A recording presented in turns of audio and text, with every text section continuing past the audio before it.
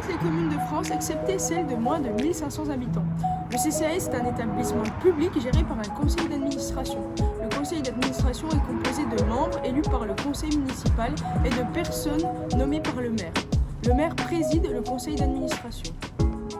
Les missions légales du CCAS sont la participation à l'instruction des dossiers d'aide sociale, la lutte contre l'exclusion, la domiciliation des personnes sans domicile et la réalisation annuelle des besoins sociaux de l'ensemble de la population. Les missions extralégales du CCAS dans lesquelles je me trouve sont par exemple d'intervenir sous forme de prestations remboursables ou non, d'agir en faveur et aux côtés des personnes les plus vulnérables, de développer des actions collectives et de participer à l'ambiance de la ville de Besançon. Les moyens d'action du CCAS sont par exemple la Maison des Seniors, qui est un centre local d'information et de coordination, le service de soutien à domicile, les 5 résidences autonomie, les 5 restaurants, un accueil pour les personnes âgées en perte d'autonomie, des résidences sociales et des antennes de quartier. Il y en a 4 et j'effectue mon stage dans l'une d'entre elles. Il s'agit de l'antenne sociale de Montrapon. Les 4 antennes se partagent des quartiers afin de pouvoir répondre aux questions et problématiques de chaque usager. L'antenne de Montrapon est composée d'une chef de service qui dirige 2 antennes, de 2 assistantes sociales, de 2 agents d'accueil, de 2 éducatrices spécialisées et de 2 CESF. Au sein de l'antenne de Montrapon, 3 travailleurs sociaux assurent une réponse sociale pour le quartier de Montrapon durant leurs heures de permanence. Ces travailleurs sociaux assurent les missions spécifiques des antennes de quartier. Ces missions sont d'apporter des réponses aux situations d'urgence, de donner accès au logement ainsi qu'à des aides alimentaires, de faciliter l'accès aux droits ainsi qu'à des aides financières et aux soins. Ils favorisent également l'accès à l'autonomie, ils luttent contre l'isolement. Le CCAS a également pour mission de participer au dispositif d'insertion sociale et professionnelle, de développer des actions collectives et d'impulser ou participer à des dynamiques partenariales au service de la solidarité. Leur but est également d'animer une action générale de prévention et de développement social dans la commune en liaison étroite avec les institutions publiques ou privées. Au sein de l'antenne de Montrapon, 2 travailleurs sociaux représentent le service logement nommé Accompagner pour habiter. Ils s'occupent des personnes mises en MASPE 1 et 2. Ce sont des mesures d'accompagnement social personnalisées. Au sein du CCAS, un CESF s'occupe des mesures MASI, mesures d'accompagnement social d'intégration. S'agissant de mon maître de stage, j'ai pu obtenir une interview. Je vais vous demander de vous présenter et puis de m'expliquer depuis quand vous travaillez au CCAS. Bonjour, je m'appelle Jean-Marc B. Donc, je suis travailleur social moi depuis 2006, enfin même CESF depuis 2006. Et j'ai commencé en fait au CCAS en 2007. J'ai commencé par des postes en CHRS. Puis j'ai travaillé après pendant de longues années au sein du service qui prend en charge en fait les sans domicile stable, la domiciliation et l'accompagnement social des sans domicile stable. Et en 2017, j'ai été missionné sur ce poste qui prend en charge en fait les mesures MASI. Alors maintenant, pouvez-vous nous expliquer ce qu'est la mesure MASI ? La mesure MASI est une mesure d'accompagnement social. Dans les termes, c'est une mesure d'accompagnement social d'intégration. C'est une mesure d'accompagnement, donc, comme son nom l'indique, qui est destinée en fait au public bénéficiaire de protection internationale. Comment est née cette mesure ? Elle est née en fait d'un constat qui a été fait d'un accroissement de l'arrivée de demandeurs d'asile en France entre 2015 et 2018, et notamment à Besançon. Au sein des commissions, on s'est rendu compte qu'il y avait de plus en plus de demandes pour des personnes qui venaient d'obtenir le statut de réfugié, mais en fait la problématique n'était pas la même que pour les autres usagers. C'était vraiment une problématique qui était plus liée à des difficultés d'intégration. Donc, c'est un dispositif qui a été au départ expérimental au sein du Doubs. C'est un dispositif qui est à l'initiative de l'État et qui est piloté par le département du Doubs.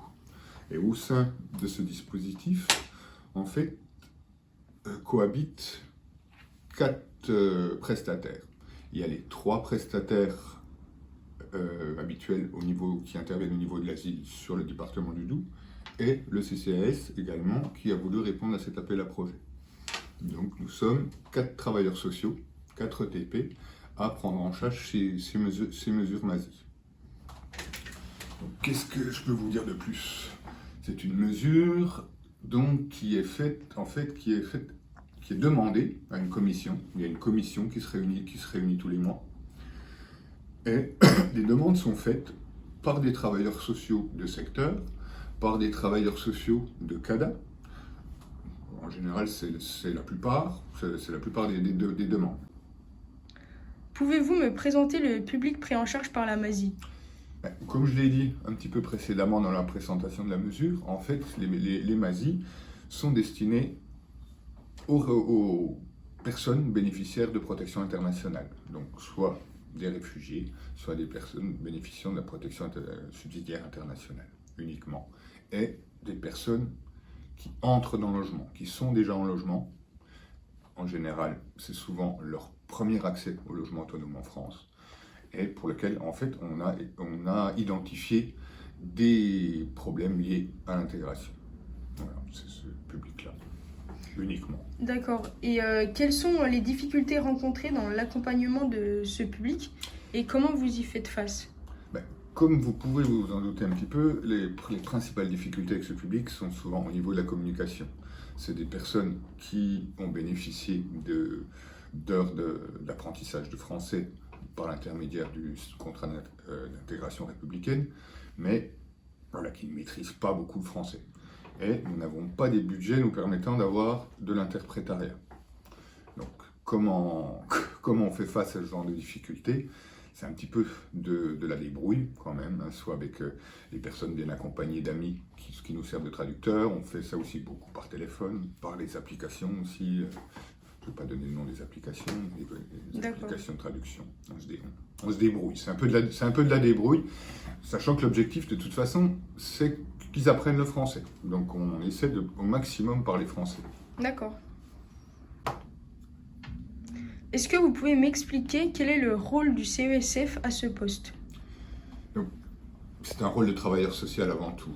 Le CCAS a toujours embauché, quelles que soient les missions, des travailleurs sociaux, quelle que soit leur formation initiale. Donc aussi bien des assistants sociaux, des éducateurs spécialisés ou des CESF. Moi, déjà, quand j'intervenais auprès des sans domicile stable, c'était en tant que travailleur social. Donc il n'y avait pas de spécificité au poste de CESF. Donc j'ai vraiment un rôle de travailleur social.